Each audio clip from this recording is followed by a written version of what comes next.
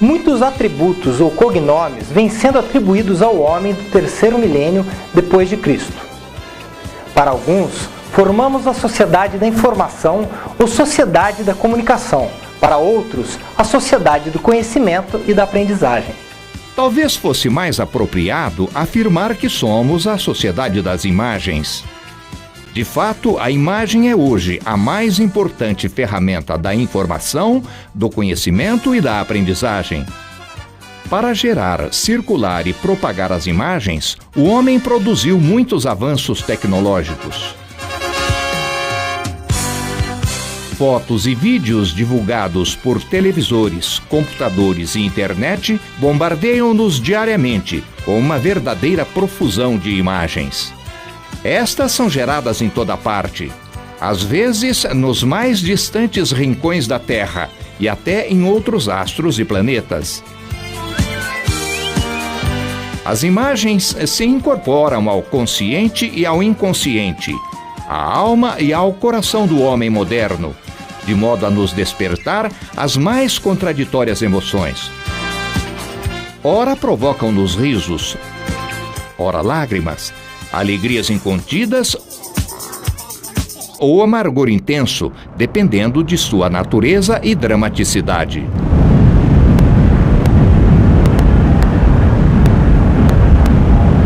O desejo de criar, fixar e armazenar imagens sempre acompanhou o homem. Na Grécia Antiga, Aristóteles fez os primeiros relatos das propriedades da luz que, ao atravessar uma fenda, projetavam a imagem no interior de uma câmara escura. Nasciam aí os princípios básicos de uma câmera fotográfica. Até o século XIX, as imagens somente podiam ser fixadas pelas mãos hábeis de pintores e escultores. Pigmentos ou tintas coloridas, a argila, o gesso ou o mármore retrataram pessoas, paisagens e eventos do cotidiano das mais diferentes sociedades. E foi assim que se eternizaram nomes célebres da pintura e escultura universal, como Michelangelo, Rafael, Rubens, os irmãos Van Eyck, Leonardo da Vinci e tantos outros. O processo de fixação de uma imagem somente foi desenvolvido na primeira metade do século XIX. Sua invenção é atribuída ao pesquisador francês Joseph Nicéphore Niepce, que em 1826 conseguiu fixar uma imagem do pátio de sua casa após 8 horas de exposição de uma placa de betume da Judéia no interior de uma câmara escura. 2 anos mais tarde, Niepce firmou sociedade com o pintor Louis-Jacques Mandet Daguerre, que também trabalhava em processos fotográficos. Como Niepce morreu em 1833, Daguerre patenteou o processo com o nome de daguerreótipo. No mesmo ano, na então pequena Campinas, estado de São Paulo, o também francês Hercule Florence descobriu um método realmente fotográfico para a fixação de imagens em papel. Seu objetivo era produzir rótulos para embalagens de medicamentos, e a fixação da imagem foi feita pelo emprego de urina humana. Em 1839, o inglês William Fox Talbot desenvolveu o sistema de fixação da imagem em papel coberto com uma solução de nitrato de prata, ao qual denominou negativo. Este, em contato com outros fragmentos de papel, transferia-lhe a imagem, a qual seria revelada pelo tratamento com uma solução salina concentrada. Era o positivo. Ao sistema negativo-positivo, Talbot denominou calótipo, e 1839 passou a ser considerado o ano do nascimento da fotografia tal qual a conhecemos. Passados apenas alguns meses da divulgação do daguerreótipo na França, a novidade chegou ao Brasil. Esta chegou ao Rio de Janeiro em 1840, pelas mãos do abade Louis Conté, que já vinha trabalhando no processo. Na presença do imperador D. Pedro II, então com 15 anos de idade, o abade fez belas demonstrações da técnica, como esta do chafariz do mestre Valentim, o Largo do Paço e o Mercado da Candelária. A novidade despertou tal entusiasmo no jovem imperador que este se transformou num dos maiores incentivadores da fotografia no mundo, o que lhe rendeu o cognome de Imperador Fotógrafo. Pela mesma razão, talvez a maior coleção de daguerreótipos de uma única família do mundo seja a do imperador D. Pedro II. A maior parte deles é de autoria de Louis Bivelot, contratado como fotógrafo oficial da família real nos anos 1850. Este daguerreótipo, de excelente qualidade, foi adquirido por descendentes da família real em leilão de 1999 em Londres. Na segunda metade do século XIX, ganhou enorme expressão e importância a fotografia sobre papel, por apresentar melhor qualidade que o daguerreótipo. Além disso, o processo desenvolvido por Talbot permitia várias reproduções de um mesmo negativo. D. Pedro II era considerado em todo o mundo o monarca mais culto de sua época e, como tal, admirador das artes e protetor dos artistas. Desta forma, continuava mantendo grande apreço pelos artistas da fotografia, deixando-se fotografar com a família real com muita constância. Em seu longo reinado de 60 anos, D. Pedro II nomeou vários profissionais como fotógrafos oficiais do reino. Foi o caso de José Carneiro, J.F. Guimarães e, sobretudo, do português Joaquim Insley Pacheco, o fotógrafo que acompanhou a família imperial por mais tempo e que viu crescer as princesas Isabel e Leopoldina. Entretanto, a última foto da família imperial foi feita por Otto Hess, alguns dias antes da proclamação da República e de seu consequente embarque no vapor Alagoas para o exílio em Portugal e na França. O grande massacre de humildes sertanejos, chamado A Guerra de Canudos, de 1895, foi fotografado por Flávio de Barros. Inclusive o corpo de Antônio Conselheiro após exumação.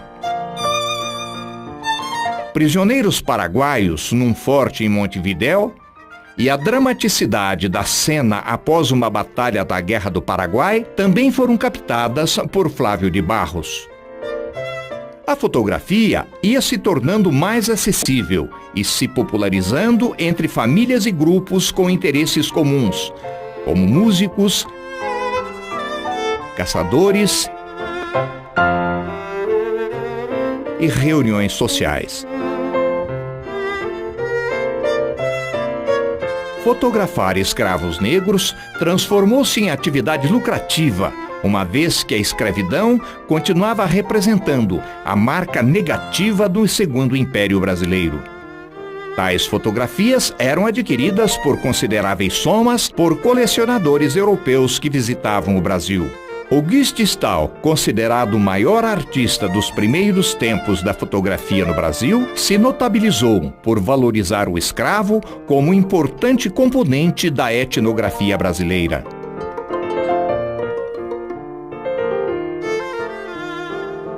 Seu exemplo foi seguido pelo alemão Alberto Henschel, radicado em Friburgo, e que abriu ateliê em várias cidades do Brasil.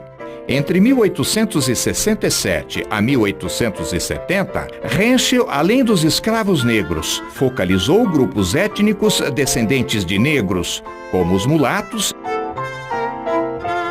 e cafusos. A etnografia brasileira também foi uma das preocupações de Marc Ferrez. Este fotografou brasileiros de várias origens em suas atitudes cotidianas, como escravas no mercado,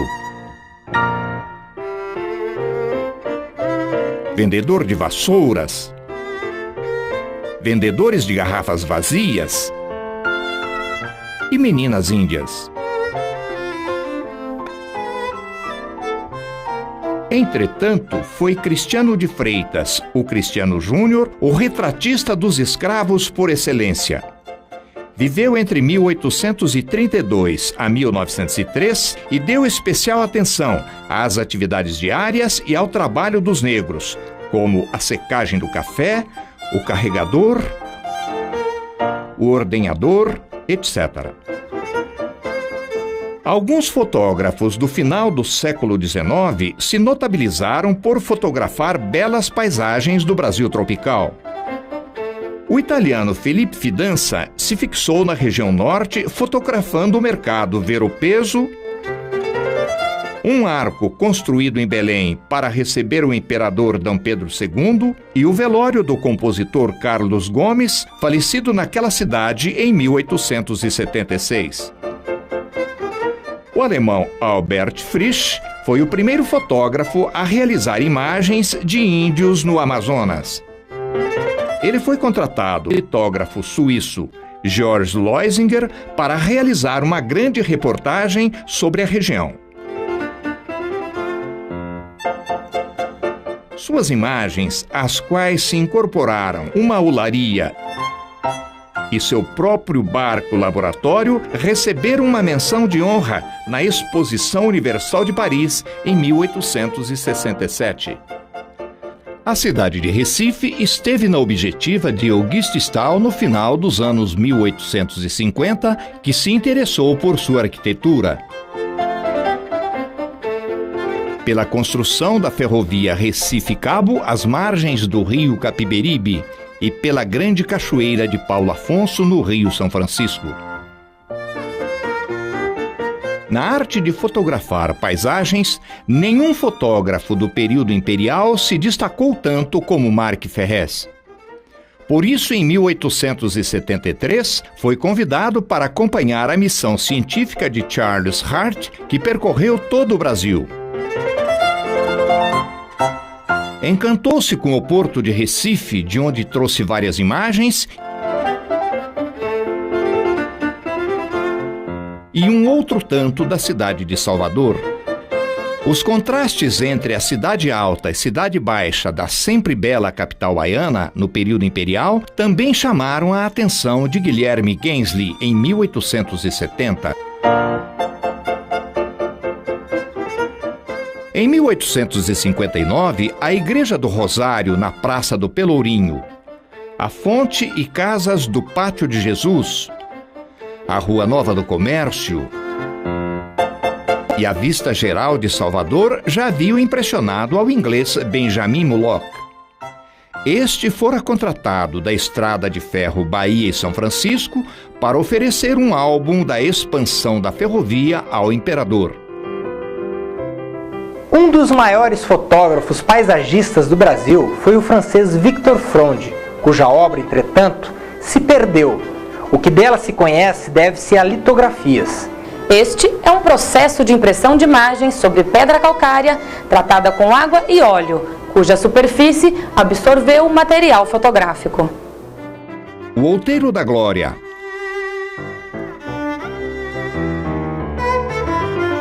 A Figueira Selvagem, de 1858. A Cascata do Itamaraty, em Petrópolis, de 1859. O Jovem Vendedor de Frangos. A Cozinha no Campo. E Escravos Descansando, todas de 1859, são as mais expressivas. Como fotografia, sobrou apenas esta da cabana da Vila Santa Leopoldina, onde teria jantado Dom Pedro II em uma de suas visitas. Imagens da mesma vila e de outras também da província do Espírito Santo foram registradas pelo fotógrafo e agente consular da Alemanha, Richard Dietz, nos anos de 1870. A obra de Dietz foi utilizada pelo imperador como estímulo à imigração europeia e investimentos no país. Algumas paisagens de Minas Gerais foram fixadas por Augusto Riedel entre 1865 e 1877, quando acompanhou alguns príncipes europeus em visita ao Nordeste brasileiro. Seus temas prediletos foram a Casa Grande Senzala e a extração do ouro e do diamante nas montanhas das Minas Gerais, quando a vila de Diamantina atingia seu poder econômico.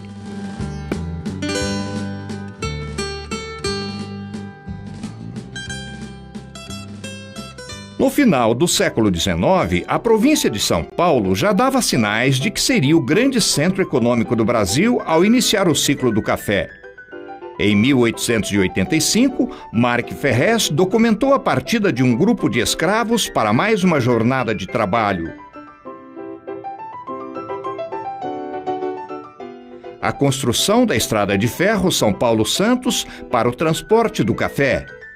E o Porto de Santos, por onde o ouro verde seria exportado.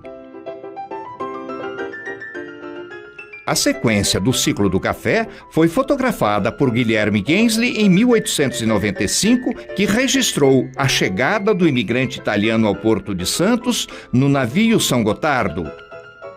A sua recepção na hospedaria do imigrante em São Paulo, hoje o Museu do Imigrante. A expansão da linha do bonde, proporcionada pelo avanço da economia. E viu nascer a Avenida Paulista com seus casarões, as luxuosas mansões dos Barões do Café. Em 1862, portanto antes de Ferrez e Gensli, o carioca Militão de Azevedo realizara um trabalho com 120 tomadas de São Paulo. Na época, um aglomerado de ruas com não mais que 25 mil habitantes. A Praça da Catedral, a Rua das Casinhas, com o prédio mais alto de São Paulo na época, a Rua do Comércio, a Rua Direita e a Rua do Rosário eram as principais vias da cidade. A panificadora, numa esquina da Rua da Quitanda, era o estabelecimento comercial mais sofisticado de São Paulo. Na Rua São Francisco, em 1933, seria erguida a mais famosa faculdade de Direito do país. Para esta foto, Militão de Azevedo conseguiu reunir uma grande multidão no Largo do Palácio.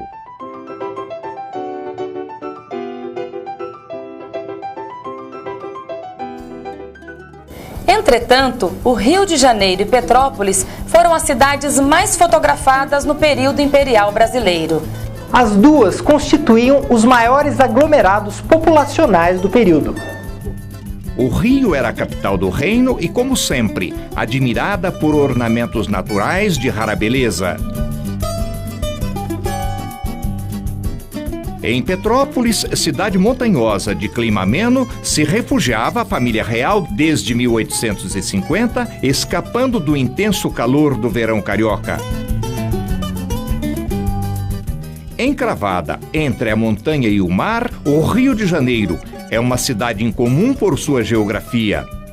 Já chamavam a atenção dos paisagistas do século XIX as praias que recortam suas costas, morros arredondados se elevando de sua orla, e a maior floresta urbana do mundo, a Floresta da Tijuca, em processo de reflorestamento.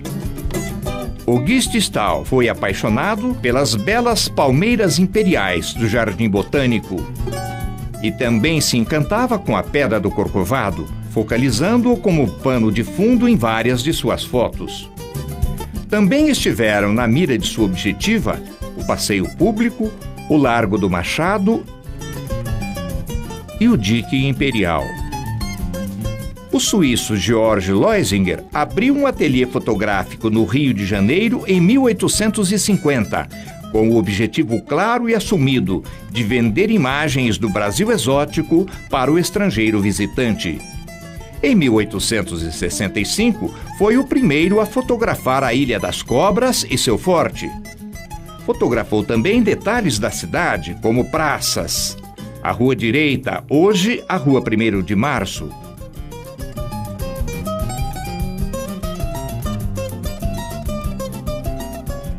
Até hoje, tal rua continua sendo dominada pela Igreja do Carmo, modelo do estilo barroco e que permaneceu como sé até 1976. Localizada a poucos metros do Palácio do Paço, era frequentada pela família real nas missas dominicais.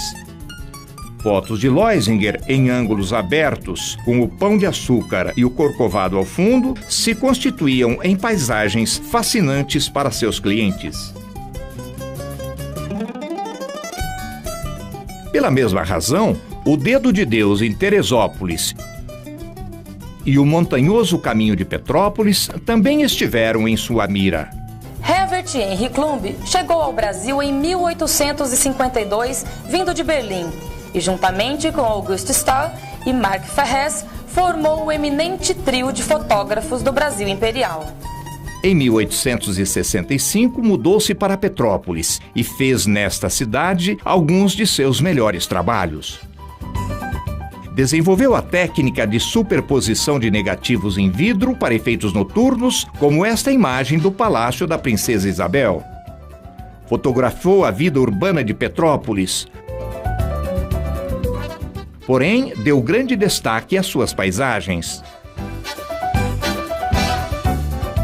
No Rio de Janeiro, fez da arquitetura da cidade seu principal alvo, como obras em andamento, vários hotéis.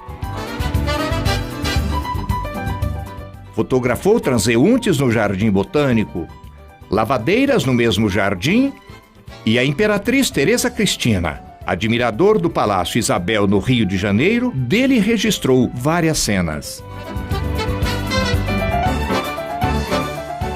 Outro grande apaixonado pelo Rio de Janeiro do século XIX foi o espanhol Juan Gutiérrez, o qual morreu com apenas 38 anos ao fazer a cobertura fotográfica da Guerra dos Canudos. Seu trabalho, entretanto, somente foi reconhecido em 1995, quando uma coleção com mais de 120 fotos de excelente qualidade foram encontradas e publicadas pelo Museu Histórico Nacional. Entre elas, a Enseada do Botafogo, a Praia do Russell, mais tarde denominada Flamengo após o aterramento,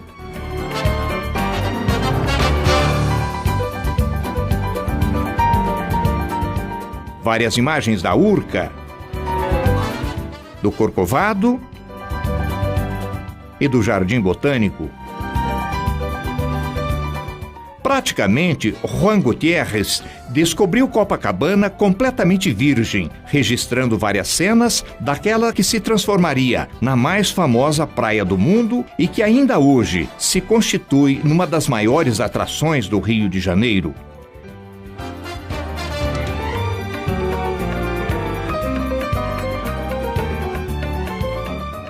Registrou um dia comum de vários mercados do Rio de Janeiro. As escavações do túnel que liga Botafogo a Copacabana e o Palácio do Itamaraty, uma obra-prima da arquitetura neoclássica brasileira.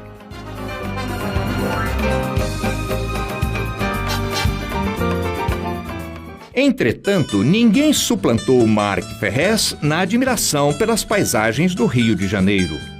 Embora nunca tenha se estabelecido como retratista, tirou mais de 10.000 fotos entre 1870 a 1894. Ferrez aperfeiçoava constantemente seus equipamentos, desenvolvendo aparelhos panorâmicos. Ampliou o limite de formato de suas fotografias e montou grandes álbuns com as mais belas tomadas do Rio de Janeiro da época. A Horda do Botafogo de 1890, o bairro mais urbanizado do Rio, foi registrada com muita propriedade por Marque Ferrez, chamando a atenção o Corcovado. Copacabana era então um bairro completamente desabitado. Mesmo assim, Marque Ferrez lhe deu atenção especial, talvez prevendo sua grande expansão após a abertura do túnel ligando ao bairro do Botafogo. As imagens da Alameda das Palmeiras no Jardim Botânico e a Cascatinha da Tijuca reforçam o gosto paisagístico de Ferrez. A Cascatinha atravessa gerações e gerações como um dos pontos mais aprazíveis da Floresta da Tijuca.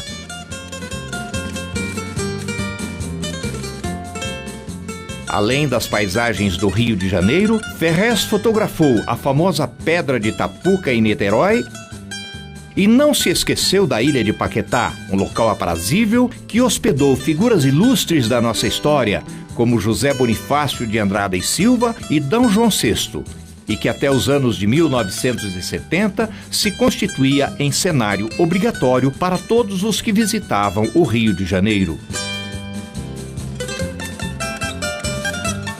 Auguste Stahl, Jorge Loisinger, Herbert Klumb, Marque Ferrez, Juan Gutierrez e vários outros fotógrafos do Brasil Imperial, por certo, não fotografaram todas as belezas do Rio de Janeiro.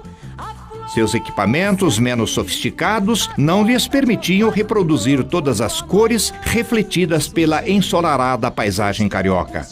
Além disso, não dispunham de condições para produzir imagens aéreas. Entretanto, foram sua sensibilidade, criatividade e pioneirismo que começaram a divulgar este rico pedaço da terra brasileira. Graças a eles, desde o período imperial, o Rio de Janeiro vem construindo a sua reputação, cantada mundialmente como cidade maravilhosa. Resplandeceu, iluminou, na barra do dia o canto do galego. A flor se abriu, a gota de orvalho brilhou quando a manhã surgiu dos dedos de nosso Senhor. A paz amanheceu sobre o país e o povo até pensou que já era feliz, mas foi porque pra todo mundo pareceu que o menino Deus nasceu. A tristeza se abraçou com a felicidade, entoando cantos de alegria e liberdade. Parecia um carnaval no meio da cidade, que me deu vontade de cantar pro meu amor. Raiou, resplandeceu, iluminou, na barra do dia o canto do